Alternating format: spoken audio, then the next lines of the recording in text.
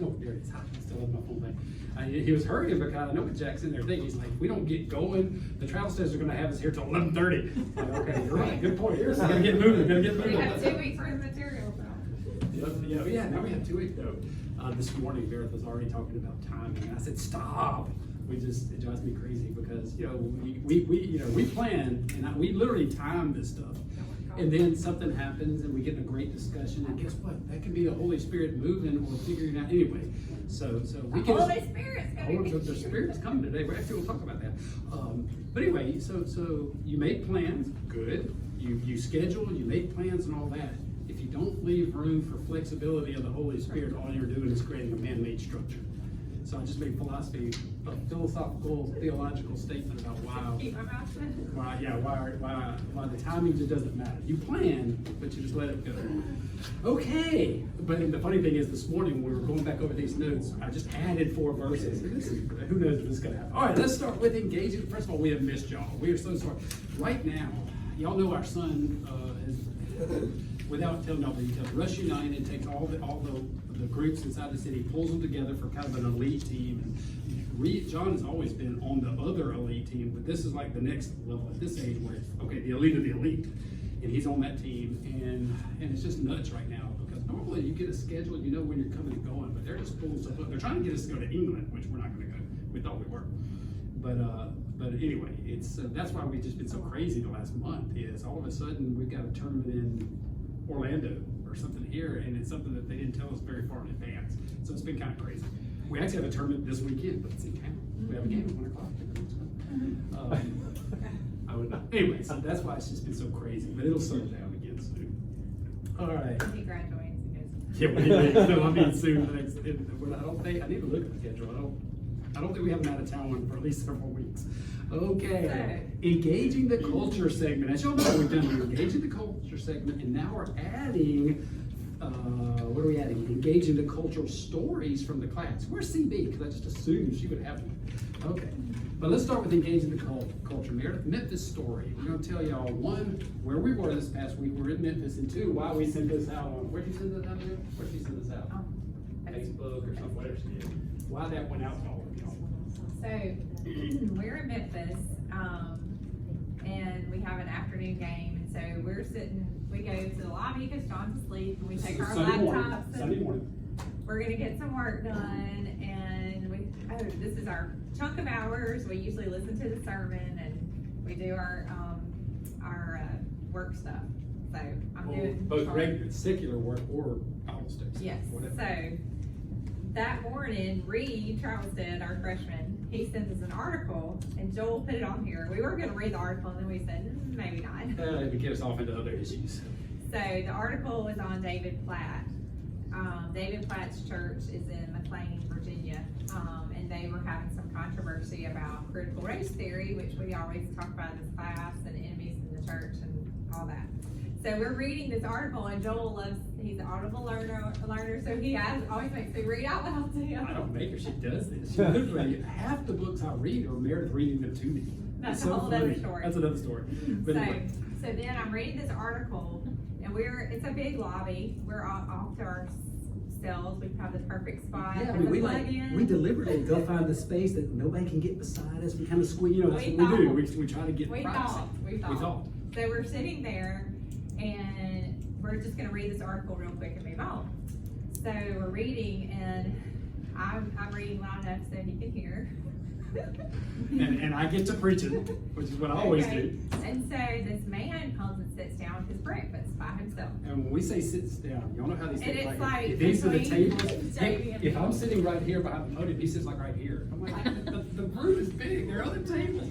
He like just sits like. And Joel gives me the look. You know the look, like, what is he doing sitting right beside us? Well, because honestly, I thought we would be disturbing him, so now we're going to be quiet. It's just, that's kind of what I was thinking. Yeah, and then I'm like whispering the article, and he's like, I'm like, I can't hear. I hear you. So, long story short, we're reading this in-depth article, and the guy goes, "How do you do that?" No, he says, "What do you do about it?" Yeah. Just, I'm like, huh? This is on my hearing, on my cochlear implant side. He just kind of goes, he's in there eating when he goes, so what do you do about that? And I'm like, you know the question you just asked. Yeah. And here we are. So now it went on for probably 2.5 hours. We had, Meredith telling the story, but we had just a wonderful conversation with this man. Go ahead. Yeah, well, it'll just help me summarize the story.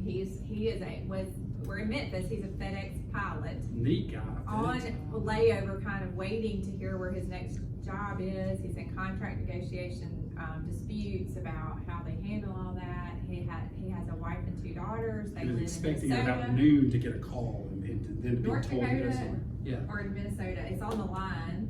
North I had to Dakota, get out Minnesota, my but map. then he lived in Texas for a little while, and right now, anyway, he's like all over the place. So we went into detail about life and business and children, and he's a Christian, and how you live and how you work, and Just what's important as he's getting older. We had conversations like, now that I'm getting older, there's a lot that I thought that's important. It's not. business and government mandates and all that, Yeah, we talked about all all kind that. of stuff for several hours. So it's just a wonderful engagement culture. In this case, someone who was a Christian, but who wanted someone to think through these issues with him, whether it was the COVID mandate or something related to piloting and work. He just wanted, I think he and we did. It was a great time for 3 Christians to just talk about 1,000 different issues. Yeah. And how does Christ make any difference in any of these issues? It's what we talk about in this class a lot. Oh, his That was daughters, fun. he was talking about who his daughters are dating. He didn't like that the boyfriend was showering at his house, and that's just inappropriate. They And come you to the don't- house one time. You don't take a shower at my house when you're dating my daughter. And I was like, I agree. And he's like, my wife doesn't agree. She doesn't want me to rock the boat. And I'm like, well, I agree. It's your We talked house. about that. You don't expect to take that presumption without, So anyway, it was just a great time of Christians from the north and the south and where we live and work. And we found out his sister was a lesbian, and he talked about that. He had some family member, I'm not sure who it was, so we even had a little conversation related to that. So now in the middle, all this started because our freshman in college sends us this article on David Platt. That's how it all started, and we're reading about it. And then also in the middle of this conversation, again, this went on for like 3 hours in the lobby. Then sometime in the middle of this, Reed sends us another article, and that's when he sent this. Well, he actually sent this. Well, yeah, he sent something. He sent that The this picture from the church, I think. This is Reed taking the picture? Do you think? No. I don't know. But Reed was at church here, Okay. and he said this is going on outside our church. Oh, maybe so. We And didn't then- verify that with the source. And then this was what's going on. Gay Pride Parade. Coming home with pride, right outside our church. Yeah, it was out there, we drove by when we left. Yeah. Yeah. So this was going on while we were inside the church. I don't know if y'all read any of the agenda items, but it's like, I would really like to see the drag queens show. a lot of it It was was Sunday drag afternoon. queens. A lot was drag queens, and it's considered family friendly. Yeah, bring your I don't know children. if y'all see on the news, and you think it's happening in big cities across the country, but the drag queen shows are in front of your children. Their carnivals told me about like a 3-day parade in Athens that's drag queens and everything. They're happening all across the country right now, everywhere. And also, I looked up P Flag Unity. P Flag Unity is an LGBTQ plus society that is in every single state in our country. And so this is the national director, and he came down to have a breakfast here for P Flag Unity. I don't know what I couldn't find what it stood for, what P Flag means, but pride flag, I guess. Pride Let me flag. say, let me read the statement I wrote here under B, because we just like this. The irony was not lost on us. This is what I'm saying here. The irony was not lost that while we were hearing about Jonah's trip to Nineveh, Nineveh had arrived right outside our church doors. I just had to say it that way. The irony was not lost on us that, wow, we're talking about Nineveh and the need to minister, or Jonah's, what God was doing in Nineveh while it was arriving outside our door. I thought that was just ironic. Anyway. You want to do check this? Question, okay, so here's the question. So we hear about it, we send that to y'all. I wish we were here. Here's where we're going with this. And I actually talked a little bit through text to John and Lewis a little bit. She asked questions like, what do you do kind of thing? And well, we'll tell you why. It's so, I just think that God does things very deliberately. I've noticed that. And when you look back, you go, wow, God has us reading a book right now, which Meredith's going to talk about. Well, Meredith's reading a book to me right now. And this really is. We'll tell you why. But anyway, he has us reading a book, and then it hit me this morning. I'll say this. I'm getting so out of order. The two best books that I would recommend right now on the Great Commission, I don't think they mention the words Great Commission at all in the entire books. I don't think, because they're not really about the Great Commission. What I've realized is that is the Great Commission. And we've talked about, well, we're about to talk about one right now. We talked about one in our class 4. Rosaria Butterfield's book. What, y'all remember the name of her book? That last one she was kind of promoting. I think we probably showed some part of it during some of her stuff. You remember it said that the gospel comes with a house key. The gospel comes with a house key. And then, And right thank you, now. Bart, for that. Yeah, thank you. Yeah, Bart was that. Okay, David. Unbelievable. And then, of course, this book, I noticed, the first thing I noticed is this book has all doors. Then it reminded me of Butterfield's book. The gospel comes with a house key, and we're going to talk a little bit about this.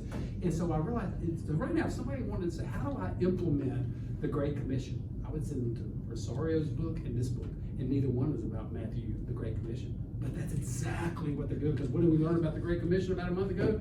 It's not about going. That is not the command. The imperative command is make disciples. As you are going, not make disciples, that's now. As you are going, disciple. And that's exactly what Rosario is doing, and that's what this book's talking about. So anyway, we're going to hit that. We got to keep moving. Okay. Is there anything? So what do? Well, one thing that happened is immediately we come, all this is happening all within like a 24-hour period. We're talking about these books. We see this. Anna asked us that question. We get home that night, Sunday night, and all of a sudden we listen to Jack Hibbs a lot. Y'all seen us play some of his various clips for various reasons. It's about 8 to 20. So Jack Hibbs, this is a 15 to, I think somewhere around 12 to 15,000 member church, huge church, gigantic mega church, Calvary Chapel, one of the Calvary Chapels. And of course, he started it 30 years ago with his wife in his house. It's a huge mega church. But he's also part of the Black Robe Regiment, and he makes an enormous impact in California in particular. And I like this because it reminds me of our church. We're sitting right outside the state capitol. Anyway, go ahead. So this is something he did. Now you see, no hair, it's late at night. He's got his night shirt on, I think, but he did a 2-minute thing. And we found this out On Monday night, and I want to come to you guys, not because of the Rams getting slaughtered, but there's yet again another Pride Drag Queen gathering and presentation, public gathering in Tracy, California on October 9th. So this is 1 week ago. Regarding Today. LGBTQ, and they're going to have also a drag event, and they're inviting the community, which means children will be there, which means there's always, you guys, always in these LGBTQ gatherings. Now look, it's a free country, anybody can gather, but when lewd and indecent acts are performed publicly, or grotesque apparel that is incredibly offensive, and I can't imagine disgusting to little kids, that's going to happen in the city of Tracy, California. So for those of you who live up in the Modesto area, I'm not sure what else is up there, Tracy, Modesto, of course, Manteca area, Lathrop, Oakdale. I'm sure I'm missing a bunch of places, but you guys, this stuff is happening more and more in communities all across the U.S. People feel emboldened to take their sexual deviancy and make it public. And so what I'm asking is, if you know any pastors or Christian leaders in that part of our state here in California, Tracy, to please look at the information below that's going to be posted here below this Facebook Live and get the word out. Again, it's America. You can gather and assemble because it's your First Amendment right. But when you cross the line of indecency and reprobate type of manifestation, sexual evil. It's just too much. So pastors, please mobilize, okay? God bless you guys. And that's it. And we just thought, that interesting. We had this big conversation. We're hearing about this going on in Jackson. And Jack Hibbs has that announcement that very night for today. And what he does, what I appreciate about him, is he has a huge group of pastors, lay leaders, folks all across California. And when they were doing the last, a lot of the abortion restrictions and all that kind of stuff throughout California over the last 10 years, he'll mobilize thousands. 3, 4, 5, 6,000 people that show up on that. He was the one that, if you remember a few weeks ago, that when they mobilized their community, this was early on, where once a lot of the businesses wouldn't say Merry Christmas anymore. So they went out and surveyed them, figured out which businesses weren't doing it, publicized it, and had their 13,000 member churches in their little smaller community basically boycott any place that was on that list, and virtually every single one of them changed their mind and said Merry Christmas after that, because it's something that's simple, but we have to mobilize the church. Anyway, I just found that interesting. So what do? You show up. So anyway, let's move to this, because then the question is, so what do? You go over there and scream at them? Do you wear sandwich boards, burn or turn, get right or get left? You know, all that stuff you've heard in the 80s. You like that? Get right or get left? No, because you're going to get yelled at and thrown out and that. So what do? That's when Butterfield hit me, her book and this book. This is what you do. This is Hugh Ross, the physicist that we have brought in here before, and he wrote this book with his wife. Yeah, remember Hugh Ross, by the way, you're a super smart, intellectual and it's based on physicist. The verse in 1 Peter 3:15, always be ready to give an answer, and he says, and do it with gentleness and respect is the next part of that. So he models in this book how to be ready. I just want to first say how we started reading this. We got it, we thought it was great, and usually you don't have time to read a book. I don't have time to read a book, but I'm just going to tell the story. My mother-in-law is 91 years old. My mother. She's had a bad stroke, and we have become her major caregivers. Joel's the youngest of 6. Only caregivers at this point. 3 have passed away, and 2 are not able to help take care of her. So we have a situation where she can't be, we don't want her to be in a nursing home. She can't be in assisted living. It's in the state of Mississippi. You can't have an indwelling suprapubic catheter. More detail than y'all care about. So, but we need assisted living. So we have her in the Waterford, which has covenant caregivers, which you pay in addition to their living.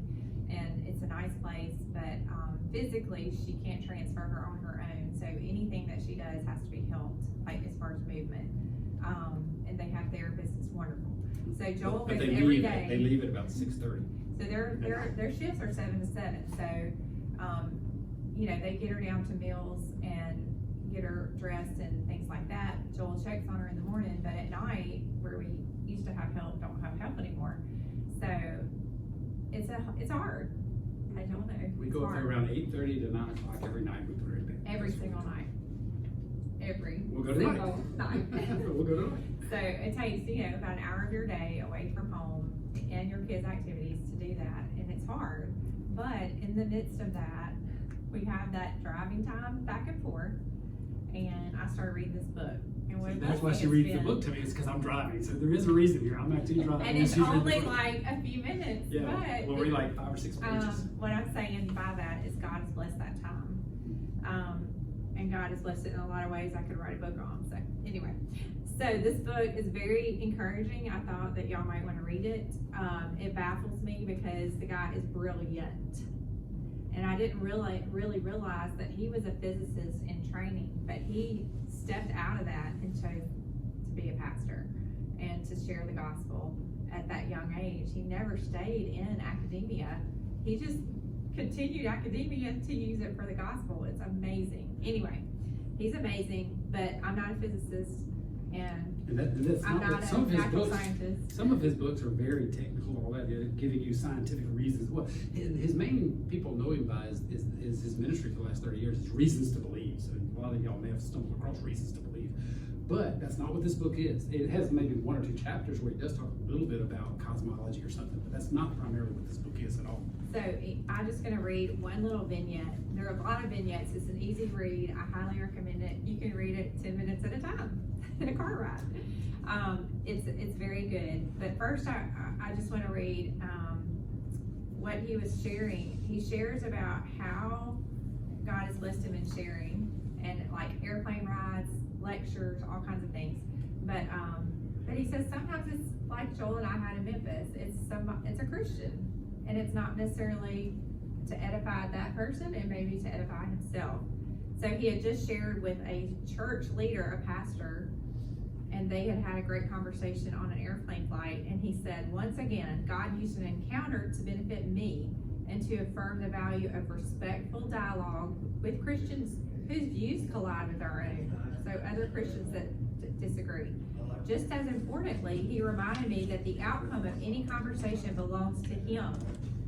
And we all see this. We never know where our conversations have gone. We may not see that our interaction had any impact at all, but more often than not, we serve as, I love this picture, soil tenders, seed planters, weeders, and waterers. Someday, when the Lord harvests his crop for eternal life, the sower and the reaper may be glad together. John 4:36. All those conversations you're having, all those little small witness times, or just times where you're ministering to someone, you don't think they mean anything. The Bible promises there will be a time that the harvester and the sower rejoice together. You will know at some point on the other side what all that meant. So even if you don't know now, just rest assured you will know one day. Anyway, Do you want me to figure these two? yes, you got to. Now, I don't even know if we're going to get to any Colossians. Okay.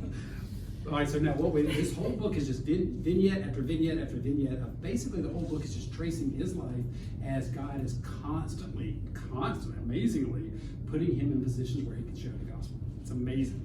But anyway, so we just picked 2 because Mary said, I wonder, because we were thinking Jonah, and I'd written this statement about the irony is not lost that Nineveh's right outside our church doors. And she goes, well, was there one of the vignettes that had to do with that? I said, oh yeah, it's the one where he's in the pornography office. Yeah. Do you want that first? Because that was. Do the other one first. Okay. So we're going to read Okay. 2 little vignettes. And the whole book is these vignettes. This is the story about the quantum physicist. On another occasion, as I waited to board a packed flight to Seattle, the loudspeaker squawked out my name. Knowing I held the cheapest of seats, I dreaded the news that I'd been bumped. Instead, the desk asked if I was traveling alone. I said yes. They told me a young family on this flight had requested to sit together and asked if I would mind changing seats. I said, no problem, seat me anywhere you need to. The attendant then handed me my new boarding pass. It read seat 2B, the first class section. Woohoo! We all like that. We got to bump to first class. A tall man with a thick German accent settled into 2A, wearing a look as pleased as I felt. I never fly first class, he said, but Microsoft bought my ticket. I asked if he worked for Microsoft. Only as a consultant, he replied. Then, without further small talk, he introduced himself as a quantum physicist and an atheist. That's how he introduces himself. Of course, he didn't realize he's sitting next to a cosmic physicist who's a Christian. Yeah. When he learned my identity, a Canadian astrophysicist and a Christian, he said, well, this is going to be an interesting flight. And I'm telling you, this book is story after story. The man's life's amazing. Amazing. It's amazing how God constantly orchestrates these things. After takeoff, the questions began one after another.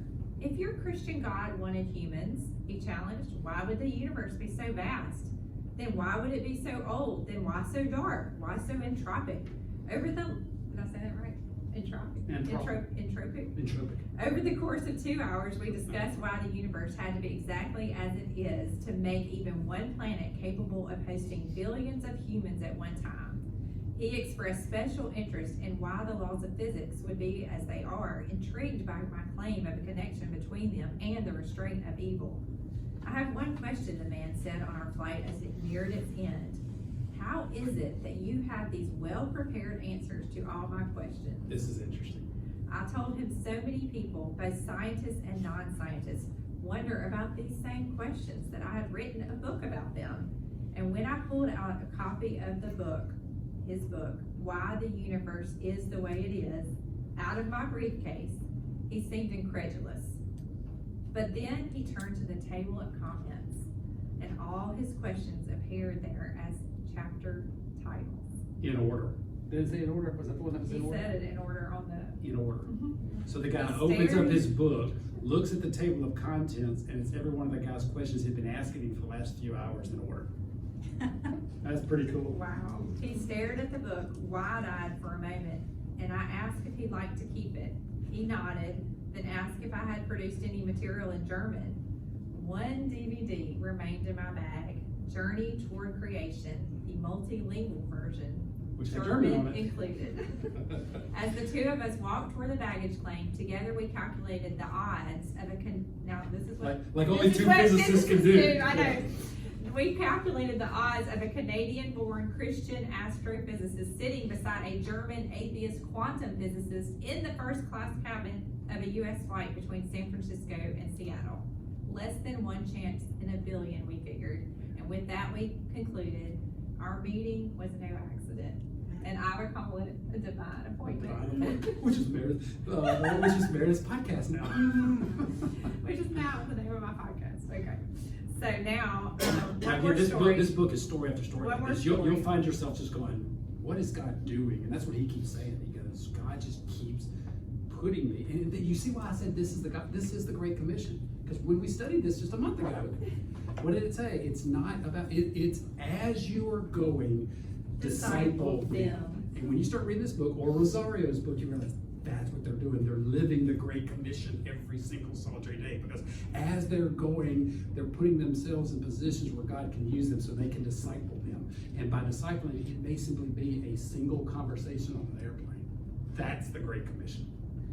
That's how we felt. He says it. He's human. He says he really wants to get some work done on an airplane. Invariably, somebody sits next to him, sees what he's working on, and they get in a spiritual conversation. What's so cool is when you read this book too, he has several airplane discussions where one time they're here and all of a sudden, it's so funny because he'll say, and then we realized I felt the seat push forward and the couple behind me was leaning forward listening, and all of a sudden on airplanes he will gather groups of 7, 8, 9. He says all of a sudden the stewardess comes, he goes, okay, she's about to break this up, and she calls one of the other stewardess to take her position because she had questions, and she sat down for 30 minutes. They had a whole thing on the middle of an airplane, including the stewardess.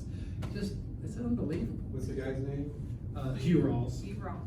Okay, so here is Hugh Ross, we said, in Nineveh, okay? Yeah, this is the This is a Nineveh great story. Nineveh story. My staff expressed shock when the producer of a popular radio show called to request an interview with me on the program. The topic, he said, would be evidence for God. Right up his alley. So this just cracks me up that he just says yes. He doesn't vet the show or anything. So I agreed to the interview, not knowing in this case, talk really meant shock. The studio address took me to an unfamiliar part of downtown Los Angeles. An armed guard appeared as I drove up. He directed me to park inside the barbed wire enclosed lot. The hosts are already on the air, he said, so go sit in the green room. They'll call you when they're ready. The so-called green room featured 2 uncomfortable chairs, no table, dim lighting, and walls plastered with obscene posters. So you can imagine now, when you hear the rest of the story, you realize there's a reason for that. And just think, this is an astrophysicist, little meek and mild, who's on the autistic spectrum. He says he has Asperger's syndrome. Okay, so just get that in your So picture. he's sitting there in this kind of vulgar. Talk about stepping outside your comfort zone.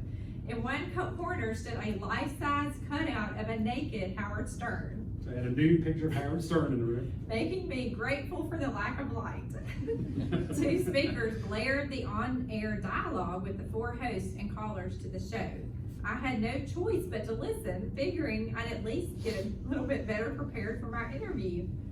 Soon, it became even clearer that these guys were deeply into pornography.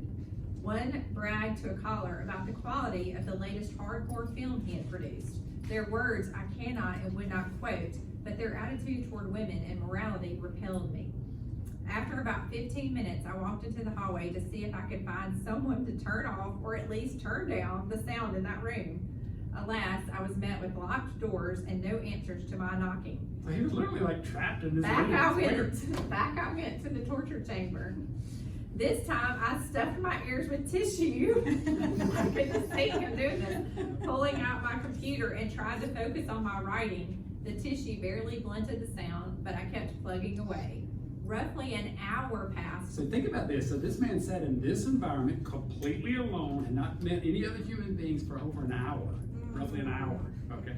Okay, roughly an hour passed before the green room door opened. The show's producer looked surprised to still see me there. With a laugh, he told me, "You're the first Christian who's survived the green room test, man. You'll be the first Christian we've ever interviewed." So they had invited other Christians, deliberately left them in a room like that, and every other one had left. They're like, I can only imagine Hugh Wright. If you know Hugh Wright, he's this kind of meek, mild, bald-headed older man. Yeah. And he's just, I can just imagine, the guy goes, well, you'll be the first Christian we ever meet, because he didn't get up and leave. Once situated in the studio, I met the four hosts, young men in their late 20s or 30s. Their first question on the air was, "So what do you think of our show?" And this is what he said. "It seems to me you're trying too hard," I replied, "to make your show as raunchy as possible. From hearing bits and pieces of your conversation, I'd say you're more intelligent and better educated than you let on." Can you imagine saying that? I And think faces- you're more intelligent and better educated than you let on. Faces and postures shifted. "Let's get to your thoughts on what we said last hour about the Bible and Christians." I said, "I'd have to agree with some of their critique if what they criticized reflected what the Bible actually taught, but it didn't. What you said about scientific nonsense in the Bible is patently false. You're picking on one narrow view of what it says, not on the words themselves." For the next half hour, they listened, rarely interrupting, as I described how the biblical text matched up with the scientific record and gave rise to the advance of science. Next, they asked how I became a Christian. They seemed astounded to learn that science, not a family member or friend, persuaded me that the Bible is the Word of God, and they wanted the details. One of the four confessed he did believe in God, but never knew why. The other three said they'd like to believe, but they had too many unanswered questions.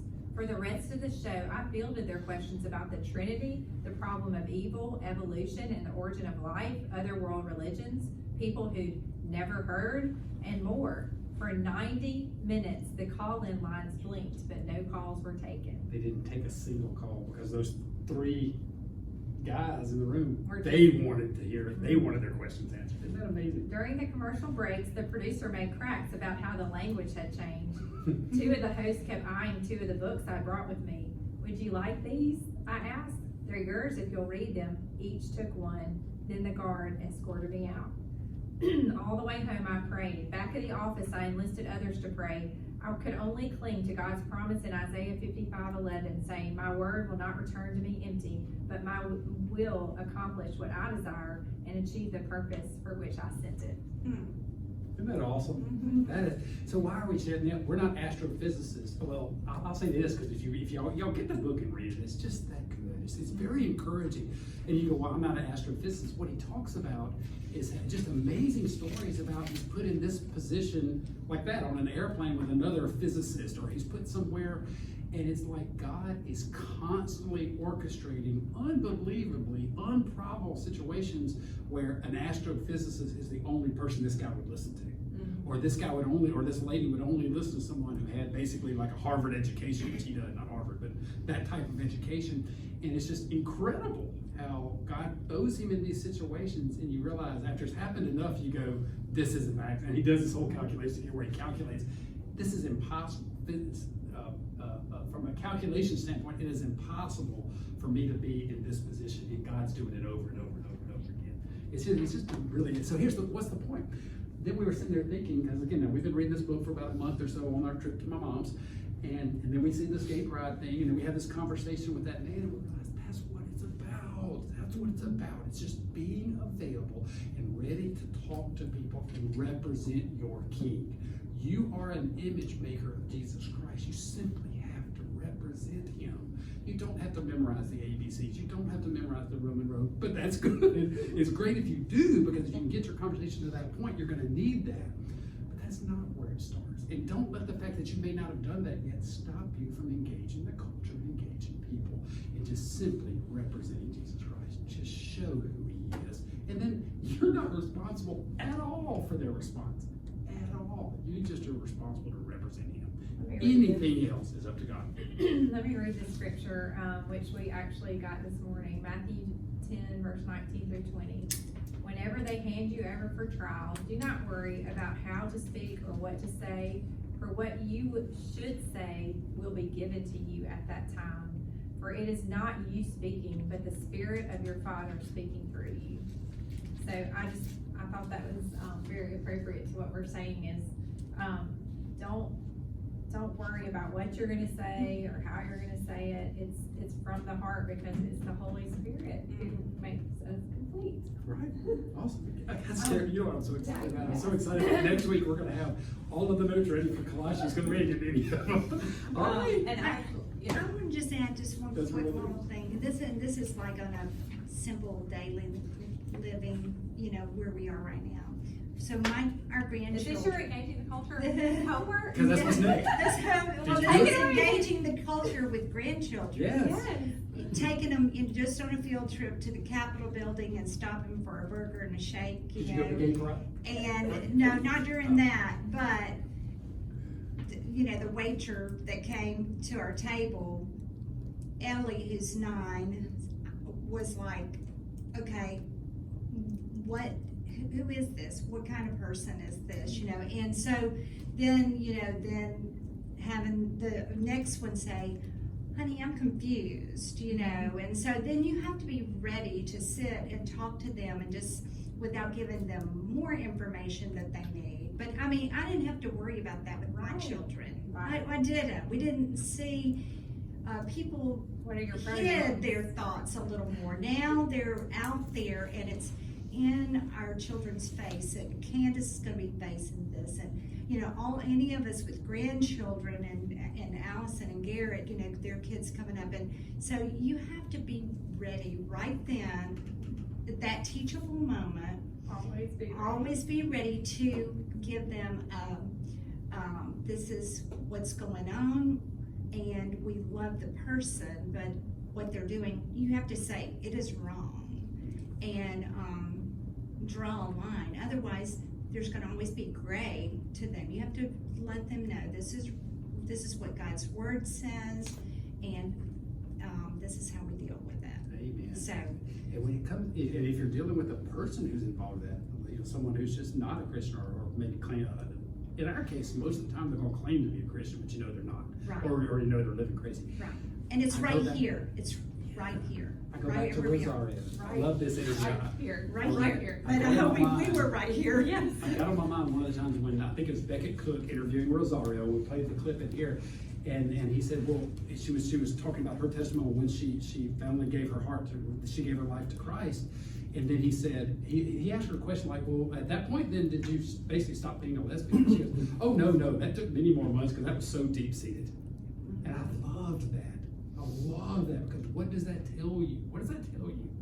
It tells you that you present Jesus Christ and you let him clean them up. Your job is not to clean anybody up. Your job is to represent Jesus Christ and give him to them. He will absolutely clean them. I just have that burned in my mind of her going, oh no, that took several more months because that was really deep seated. Because no, what I realized quickly is that God existed and my life offended him. And that I need to get right with. So she understood it at the gospel level, and then God began working on her heart, her desires, and anyway. I just think that's what it's about. It's not about fighting the sin necessarily. It is ultimately, but it's about giving them Christ and representing him. Anyway, I'm so excited. Okay, yeah, we're in this segment now. Thanks to anything y'all. Is there any engaging the culture y'all done in the last 2 weeks? Since we haven't been here for 2 weeks, and that's why we needed what's her name here? I know she would have had one. CB. Anybody that has anything they want to talk about, and if not, you got to think about it for next week. and what I want to stress here is engaging the culture, is just conversations, thoughts, spiritual conversations. Anything? Oh, there's one. I've been helping with Embrace Grace at the church, and there's this lady, and she's got 4 kids. She's pregnant with the 5th. real bad situation, and the Lord, like, she doesn't have vehicle, so I felt like the Lord laid on my heart to go get her and her kids. So we've been doing that on Wednesdays, and that's what I told one of the women in the group, that I felt like, Jonah, like, I don't want to go to Nineveh, aka South Jackson, where there's prostitutes and, you know, people walking down the streets, guys just, I know what they're doing, they're selling drugs, and it's heartbreaking that I cannot help this lady, and I can only do as much as I can, but it's not my job to change her or her situation, but to just point her to Jesus. But I've been really having a hard time with that. Just it's different when you see people out of their environment, but when you see where they live and where their kids live, and knowing that you have no choice but to just, you know, help as much as you can, but I cannot, you know, change her life or her kid's life, and it's really sad. Like, CPS is involved. She just got DHS called on her like Wednesday, right before I went and got her for church. So it's just real people, real situations, a mile down the road, you know, that they have no hope, and it can be frustrating, because the kids, you know, are not great kids when they come to church. They're not minding. I'm sure people are probably like, they don't want her kids to influence their kids because they're doing bad things, but that's all they know. And so it's been really cool to see the Lord using her where she's at, and helping, or using me and the other women to just love her as she is, but not try to change her or fix her, but just meet her where she's at. And so that's been a blessing. Man, Amy, there's so much. You just have to wrap my mouth, because I don't want to say anything, because there's so much. Can you tell them what Embrace Grace is, just so everybody knows? So Embrace Grace is single pregnant moms. It's working with the CPC of Jackson, and it's just a 12-week Bible study that just, you know, points them to the Lord during that 12 weeks, and every week is like a different lesson. But we're always pointing them to the gospel, we're pointing them to Christ. I love that Embrace Grace, because what it's saying is, in your mind, lady with an unplanned pregnancy, in your mind you have a problem that needs to be solved. But what Embrace Grace is doing is, we're giving you the ultimate answer. Take 12 weeks and see if you can embrace the ultimate answer, which isn't fixing the unplanned pregnancy. It's the heart. It's becoming a follower of Jesus Christ. That is just what you are doing. Now, here's my question. Are you doing exactly what Jesus said when he was when he was at Ascension? What did he tell his disciples to do? He said to go. He said to go as you are going, disciple them. That is exactly what you were doing with her. Every Wednesday, driving her down there, as tough as it is, you are representing him and looking for any opportunity to disciple him. That is the Great Commission. You are fulfilling what your Creator asked you to do until he returns. You're doing your job. And I'm awesome? just gonna put you on the spot, Candace. There's nobody else in this room You would understand that any better. who could be in her situation. She couldn't relate to me. She couldn't relate to Joel or Stacy or anybody. It's you. Like Hugh Ross, he's putting you with someone who needs you. He'll put Hugh Ross with the astrophysicist. He'll put you with one who needs to hear from you. And why Jesus made an impact in your life. That's what it's about. Woo. Okay. Okay, we're gonna stop. No Colossians. We'll pick up on Colossians next week. That's just, God's doing something in our lives, and in the classes. He's, for so long, we ever said, what are we supposed to do? I think God's answering that question for me. What are we supposed to do? We're supposed to live every day, making an impact for Him. Don't overplan it. Don't overthink it. Just be ready. You pray as I can hear. Dear Lord, thank you so much for this time, Lord, and thank you for opening our eyes to what is going on in everyday life all around us, Lord. Help us get out of the way and just be available and be ready to give an answer for the reason, for the hope that we have within us. you, Lord Jesus, for nailing our flesh to the cross. And we just rejoice in that. Thank you for Candace and her willingness to be used of you, Lord. Thank you for Tammy and her loving answers to her grandchildren.